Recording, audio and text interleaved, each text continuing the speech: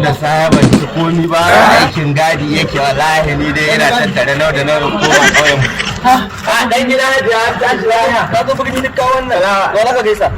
Dan ku masu kuɗi na tafsi da su Allah.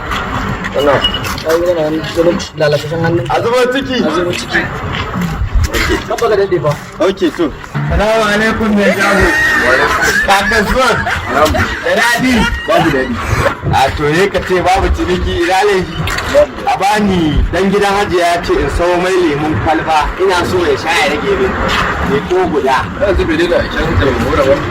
Ni Abdul Mahoro. Ni ban ci ba galmo. Wallahi in bala'i kaka bida ta da shi ina yi. Da Allah ka kai ka kawo mun na ki ba so ga ya kwalbar gidan mu ta ba ta fita ba. Amma wala ga kamar ba iri guda na ba kaɗin ta ya koro ne bulu ne da baki kai bulu da baki ce min yayi a zubo ciki in ta da kwalba a zubo ciki tun da ne ka a taho muku da kwalba shi yasa hauka wai dan ɗaya in bashi kwalban mu to wallahi bani ba ku kwalban mu bani ba ku kwalban mu Malam baka ban canji ba. Haka ne kudin shi a jibin kwalbacin.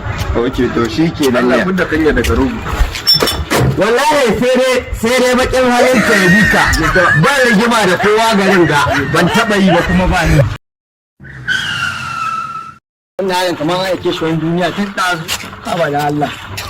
Yawa tun ɗazu aka kalewu. Ina mulkin kuma.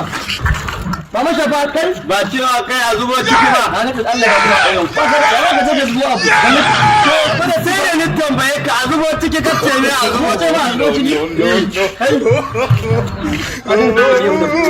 ya Allah ka yi ina shan miyan manja ina shan miyan manja da nama ya Allah ka yi sani ka kasa a bare ni ya Allah ka kira ajiya inna lillahi